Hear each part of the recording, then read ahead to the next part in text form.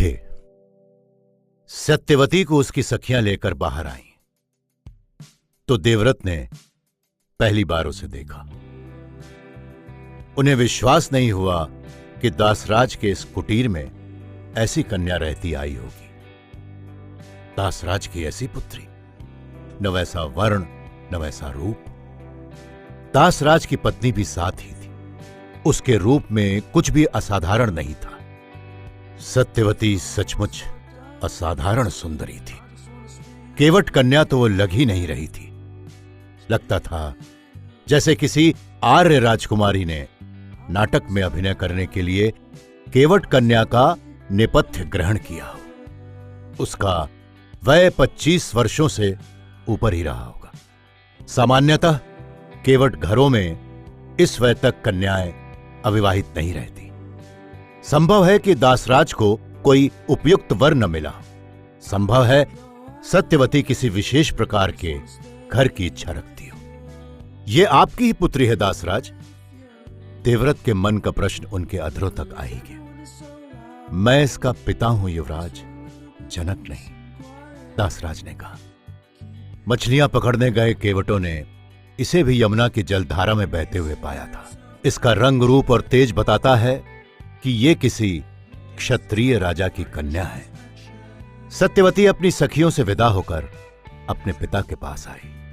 कुछ बोली नहीं। उसने चुपचाप दासराज के कंधे से अपना माथा टिका दिया, जैसे लड़खड़ा कर गिर पड़ने से बचने के लिए व्यक्ति किसी स्तंभ का सहारा लेता है। दासराज ने अपनी बाह में भरकर बेटी को सहारा दिया। उसका स्वर भर्रा आया था, पर शब्द स्पष्ट थे। बेटी, मैं आजीवन तुझे अपने घर में नहीं रख सकता था। तुझे किसी क्षत्रिय राजा या राजकुमार के साथ जाना ही था। स्वेच्छा से न भेजता तो वे बलात् ले जाते। इस सौदे में तेरे सुख के लिए जो मैं अधिक से अधिक मांग सकता था वो मैंने मांग लिया है। अब तेरे लिए भगवान से यही मांगता हूं कि तू अपने पति के घर सुखी रहे। दासराज के शब्द खो गए। आगे की बात कहने के लिए उन्होंने अपनी हथेली से सत्यवती का कंधा थपथपा दिया, जैसे कह रहे हो, जा बेटी जा, हमारे साथ तेरा संबंध यहीं तक था। सत्यवती ने एक बार आंखें उठाकर भरपूर दृष्टि से दासराज को देखा। उसकी आंखों में कोई भाव नहीं था, जैसे मनुष्य की आंखें ना हो, देखने भर का कोई यंत्र हो। वो धीरे धीरे चलती हुई रथ तक आई। दासियों ने उसे सहारा दिया और वो अपने लिए लाए हुए खाली रथ पर आरूढ़ हो गई। उसे बैठ गई देख देवव्रत अपने रथ में आ गए और बिना कुछ सोचे और कहे अपने अभ्यास के अनुसार प्रयाण का संकेत देने के लिए अपनी बांह उठा दी। रथ चल पड़े। उनके पीछे पीछे अश्वारोही चले। यमुना का तट छोड़कर उनका दल कच्चे मार्ग पर आ गया। कच्चा मार्ग समाप्त होते ही रथ और अश्व राजमार्ग पर सरपट भाग चले। सत्यवती के बाहर आते ही देवव्रत के मन में पहला भाव प्रसन्नता और उल्लास का ही जागा था। उससे भी ऊपर उनके मन में शायद कोई बहुत बड़ा असाधारण मूल्य चुकाकर कुछ असंभव उपलब्ध कर लेने का भाव था। देवव्रत ने आज अपने सारे भौतिक सुखों को तिलांजलि देकर पिता के जीवन के इस खंड में उनकी मनोकामना को पूरा किया था। शायद ये अपने पूर्वज पुरु से भी बड़ा त्याग था। पुरु ने तो एक निश्चित अवधि के लिए पिता ययाति की वृद्धावस्था लेकर उन्हें अपना यौवन दिया था। अपना यौवन देकर पुरु वृद्ध हो गए थे, शरीर से भी और मन से भी। इसलिए उनके मन में यौवन के सुखों की आकांक्षा भी नहीं रही होगी। किंतु देवव्रत ने तो अपना यौवन रख लिया और उसके सुख त्याग दिए। सुखों के अभाव में जलने के लिए पुरु ने बदले में अनाधिकारी होते हुए भी अपने पिता से उनका राज्य पाया था। देवव्रत ने अधिकारी होते हुए भी अपना राज्य छोड़ दिया था। देवव्रत ने अपने सारे बंधन तोड़ दिए थे। उन्हें सुख का प्रपंच अब कभी वंचित नहीं कर पाएगा। वे मुक्त की आनंदावस्था में विचरण करेंगे। पर दासराज ने क्या कहा था अपनी पुत्री से? तुझे किसी क्षत्रिय राजा या राजकुमार के साथ जाना ही था। क्या दासराज अपनी पुत्री को चक्रवर्ती की पत्नी बनाकर भी प्रसन्न नहीं है? इससे अधिक और क्या कामना हो सकती है एक पिता की? केवट की कन्या महारानी बन गई, कुरु राज्य के भावी शासकों की माता बन गई। पर हां, समवयस्क, समविचार, समव्यवहार जीवन संगी का सुख तो उसे नहीं मिलेगा। उसने केवल पाया ही नहीं, बहुत कुछ खोया भी है। जब दशरथ और कैकेयी तक का जीवन संतुलित और सुखी नहीं रह सका, राम और भरत जैसे भाइयों को भी उस असंतुलन का दुख उठाना पड़ा, तो और कोई कहां से सुख पाएगा? क्या आज से कुरुवंश के महलों में भी वृद्ध राजा की युवती भार्या की कथा दोहराई जाएगी? तो क्या हो गया? देवव्रत ने स्वयं ही प्रतिवाद किया, कैकेयी राम को वनवास ही तो देगी। मैं तो पहले ही स्वयं को वनवासित कर चुका। ठीक है, जैसे किसी और मन ने कहा। कभी सत्यवती के मन में भी बैठकर देख, वो अपने लिए कैसे वर की कामना कर रही थी।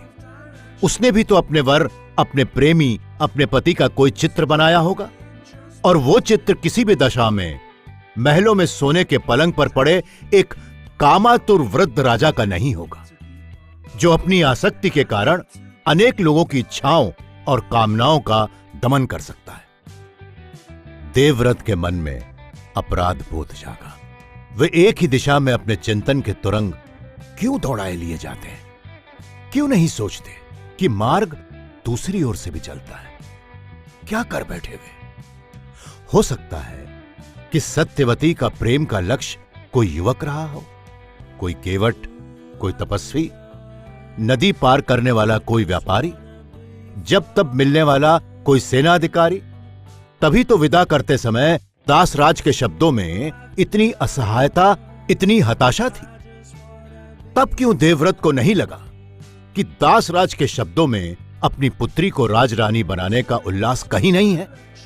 तब क्यों नहीं सोचा उन्होंने कि भौतिक सुख ही जीवन का अंतिम सुख नहीं है? राजा की रानी बनना ही किसी युवती के मन की अंतिम अभिलाषा नहीं है। देवव्रत ने अपने लिए मान लिया कि सुख धन में नहीं है, इसलिए उन्होंने राज्य का त्याग कर दिया। तो उन्होंने यह कैसे मान लिया कि सत्यवती का सुख धन में है? केवल इसलिए क्योंकि सत्यवती एक निर्धन की कन्या है। ऐसा क्यों नहीं सोचा उन्होंने कि केवट के घर से राजमहल में लाकर उन्होंने सत्यवती के वे सारे सुख छीन लिए हैं जो उसे केवट की उस कुटिया में उपलब्ध थे। राजमहल में उसके लिए जिन सुखों की वे कल्पना कर रहे हैं, संभव है कि सत्यवती के लिए वो सुख सुखी ना हो। देवव्रत को लगा उनका एक और मन है जो ढेर सारा आक्रोश संचित कर रहा है, पर सत्यवती के मन में बैठकर वे बहुत नहीं सोच सके।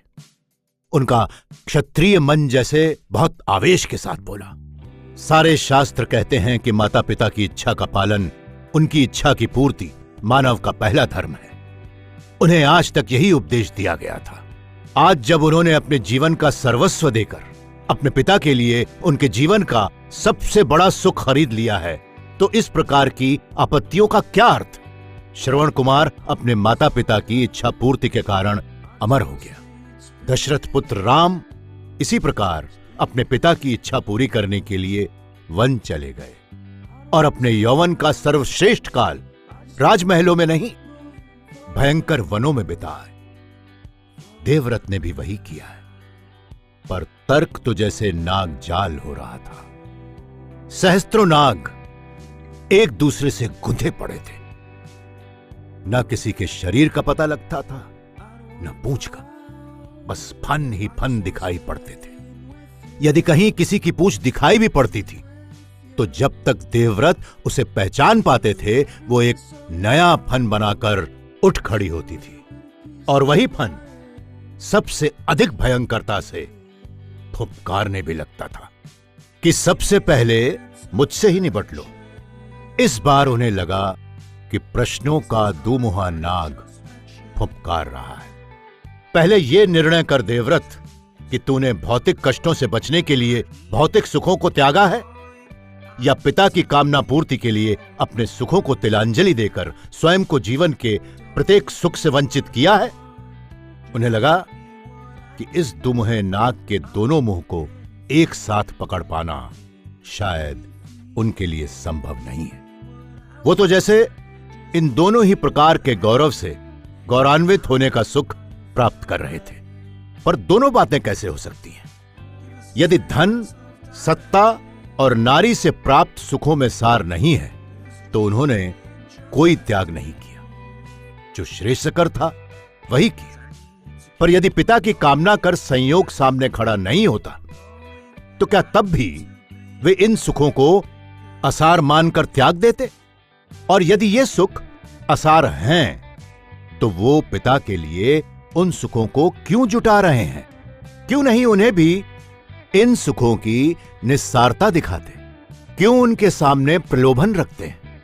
क्यों उन्हें उन सुखों की ओर और भी प्रवृत्त कर रहे हैं? क्या पुत्र के रूप में वो अपने कर्तव्य का पालन कर रहे हैं? और सहसा उनका मन इन शब्दों पर अटक गया। कर्तव्य का पालन ही तो कर रहे हैं वो। पिता की आज्ञा का पालन तो अधम पुत्र भी करता है। वे तो पिता की इच्छा का पालन कर रहे हैं। यही उनका धर्म था। पुत्र के रूप में यही उनका परम धर्म था। उन्हें लगा उनके मन के सारे उद्वेग शांत हो गए। थोड़ी देर पहले जो मन सागर की तरह उत्ताल तरंगों को झेल रहा था, जिसमें प्रत्येक क्षण एक ज्वार उठ रहा था, वो सहसा ही शांत हो गया था। सारे संशयों ने पालतू कुत्ते के समान अपने स्वामी के सामने सिर टेक दिया था और पूंछ हिला रहे थे। देवव्रत दिग्विजयी के समान उन्हें देख रहे थे। पर सागर अधिक देर तक शांत नहीं रहा। उसमें फिर से प्रश्नों की लहरें उठने लगी। पिता और पुत्र का क्या संबंध है? देवव्रत जिस समाज में रहते हैं वो समाज मानता है कि पिता ने पुत्र को जन्म दिया है, पिता ने पुत्र का पालन पोषण किया है, इसलिए पुत्र पर पिता का पूर्ण अधिकार है। पुत्र पिता की संपत्ति है। पुत्र पिता के लिए जो भी कर दे वो कम है। ये शरीर पिता का है, ये प्राण पिता के हैं। पर देवव्रत बहुत समय तक वनों और आश्रमों में रहे। उन्होंने प्रकृति को बहुत निकट से देखा, वनस्पति को भी और पशु जगत को भी। वनस्पति की उत्पत्ति, विकास और अवसान, तीनों को देखने से प्रकृति का स्वरूप उनके सामने प्रकट हुआ है। वर्षा ऋतु आती है तो धरती का कण कण जैसे सृष्टि करने को आतुर हो उठता है। कहीं किसी प्रकार बीज डाल दिया जाए, किसी पौधे की शाखा तोड़कर लगा दी जाए, पृथ्वी उसे अपने गर्भ में धारण कर सप्राण कर देती है। उन पौधों का विकास होता है, उनमें फूल और फल आते हैं और वे पौधे फिर से अपने बीज में परिणित हो जाते हैं। ये तो प्रकृति का चक्र है। इसे ही माया का प्रपंच कहते हैं क्या? शून्य में से आकार प्रकट होता है और फिर वो आकार सिमटकर शून्य में समा जाता है। पिता भी तो उसी प्रकार सृष्टि को आगे बढ़ाने का उपकरण मात्र है। उस पूरे वृत्त की निकटतम कड़ी वो भी तो किसी और पौधे का बीज है, जो कुछ और पौधे उगाने का माध्यम बनता है। जो कुछ उसे प्रकृति से मिला है वो उसे वापस प्रकृति को दे रहा है। फिर अधिकार किस बात का मांगता है वो?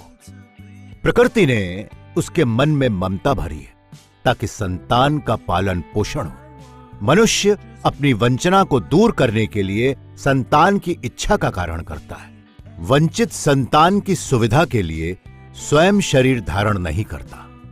संतान में वो अपना विकास पाता है, इसलिए उसकी रक्षा करता है, उसका पोषण करता है। किंतु देवव्रत ने अनेक बार देखा है कि संतान के समर्थ होने पर पिता उसे अपने सुख का उपकरण मानने लगता है। पिता क्यों चाहता है कि उसके असमर्थ बुढ़ापे को सुखी बनाने के लिए युवा संतान अपनी सारी जिजीविषा का दमन कर ले? अवसान की ओर बढ़ता हुआ पौधा क्यों चाहता है कि विकासोन्मुख पौधा पल्लवित और पुष्पित ना हो? पिता क्यों अपने पुत्र की ऊर्जा, प्राणवत्ता और उल्लास को स्वतंत्र रूप से विकसित होने नहीं देना चाहता? क्यों वो चाहता है कि वो अपना सामर्थ्य, अपना उल्लास अवसानोन्मुखी पिता की झोली में डाल दे? पिता भी तो मनुष्य है, उसमें भी मानवीय दुर्बलताएं हैं, उसकी बुद्धि भी उसे धोखा दे सकती है। फिर उसकी ही इच्छाएं, कामनाएं, निर्णय क्यों सत्य हैं?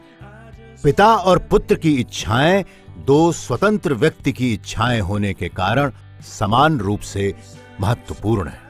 फिर पिता की इच्छा पूर्ति ही क्यों धर्म है? सहसा देवव्रत चौंके।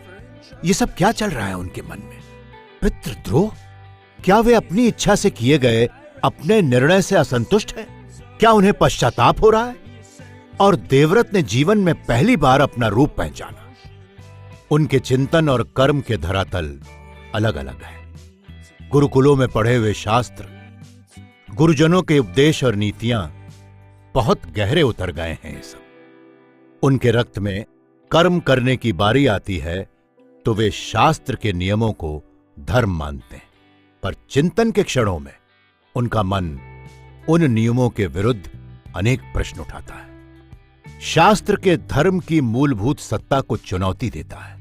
कुछ कर नहीं पाते देवव्रत। उनका व्यवहार शास्त्र के धर्म को छोड़ नहीं पाता और उनका मन अपने प्रश्नों से मुक्त नहीं होता। इस द्वंद्व से देवव्रत का निस्तार नहीं है। पिता ने सत्यवती को पाने की इच्छा की थी। पुत्र धर्म का निर्वाह करने के लिए वे अपने पिता की इच्छा पूर्ति हेतु सत्यवती को उसके पिता से मांग लाए हैं। पर जब उनका मन प्रश्न उठाने लगता है कि पिता की एक अनुचित इच्छा की पूर्ति उनका धर्म क्यों है, सत्यवती को उसकी इच्छा जाने बिना शांतनु की पत्नी बनाने के लिए देवव्रत को सौंप देने का दासराज को क्या अधिकार था? किंतु उन्हें इन प्रश्नों का कोई उत्तर नहीं मिलता। धर्म क्या है? अधिकार क्या है? स्थापित अधिकार को चुपचाप पाल लेना धर्म है या अधिकार के औचित्य का प्रश्न उठाना धर्म है? देवव्रत का सिर जैसे प्रश्नों के ज्वार से फटने लगा। धर्म क्या है? धर्म क्या है?